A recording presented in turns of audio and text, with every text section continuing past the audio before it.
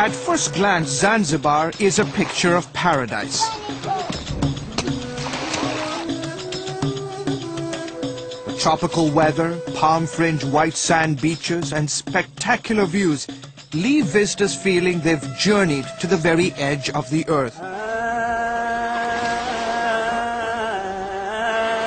But this vision of an island paradise is only half the story.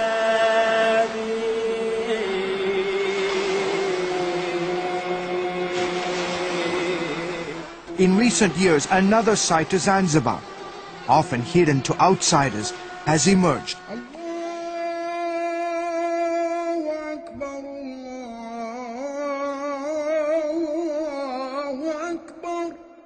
The face of radical Islam. Islam's roots along Africa's east coast go back more than 1,000 years. Intelligence officials believe the stretch of land from Sudan to this island off the coast of Tanzania, now a fertile ground for militant fundamentalists. Zanzibar's shift towards radical Islam is led in part by Sheikh Azani Khalid Hamdan. He heads up a group that wants to turn Zanzibar into what Afghanistan used to look like under the Taliban, the kind of island where Sharia law, which includes punishments like amputation, stoning and beheading, would be the law of the land. Sharia law is the basis of all law. It allows us to render judgment based on the Quran against those who don't follow the laws of Allah. 97% of Zanzibar's population practices the Islamic faith. The remaining mix is a combination of Christian and Hindu. But Hamdan is not satisfied. He wants everyone to convert to Islam. It is our duty to spread Islam and to especially try to convince the Christians to change their faith. A man has the right to choose his religion, but once he is a Muslim, then he has lost that right. If he changes under the laws of Sharia, he should be put to death. While not all Muslims on the island share his radical ideology, a growing number are attracted to the allure of fanatical Islam. Life for Zanzibar's tiny Christian minority has become increasingly difficult as a segment of the Muslim population here pushes for a more stricter and radical interpretation of Islamic law. The Zanzibari constitution guarantees freedom of religion, but recent converts to Christianity in particular feel the constitution cannot protect them. The Muslims are teaching people to hate Christians, that if you behead a Christian, you will go to heaven. After I became a Christian, the Muslims excommunicated me. Meanwhile, other Christians say they face constant threats. For example, just walking to church on Sunday morning. When I go to church, Muslim men along the way hurl abuses at me. They call me an infidel. They call me a prostitute because I do not cover my face like other Muslim women do. Even the Muslim friends I have told me that this island belongs to them and that Christians are not welcome. And the hostility has gone far beyond insults and threats. In fact, in recent years, several churches have been attacked and burned down. Rodney Lobo pastors a small church on the island.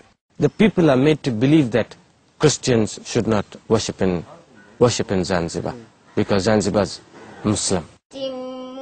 Lobo and others here worry what's happening in Zanzibar is just part of a bigger agenda by radical Muslims to turn Africa into the first Islamic continent.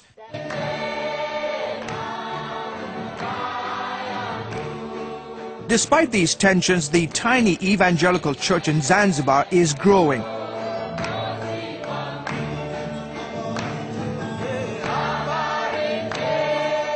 Dickinson Kanganga has witnessed this firsthand as pastor of one of the fastest growing churches on the island. I can see there is a revival, big revival, coming to the church today.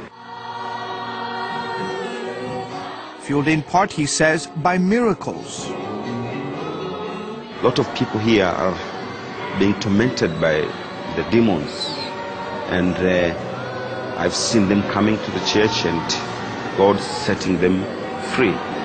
I've seen people coming here with deaf ears, and when you pray, you realize that they are demons, you know.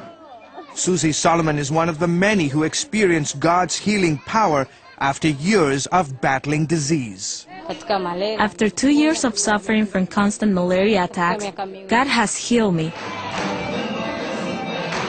And apparently the healings are creating a stir on the island, and even the Muslims are being drawn into the church services. A lot of Muslims comes in the service, and I have seen God healing them, setting them free.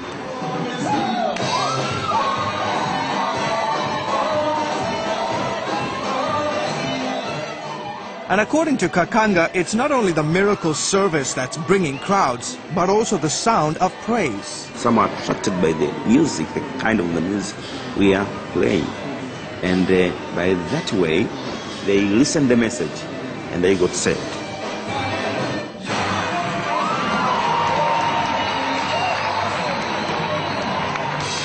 As the churches grow on the island, so does the hostility. The biggest threat to our Islamic faith today is the influence of Christianity and Western culture.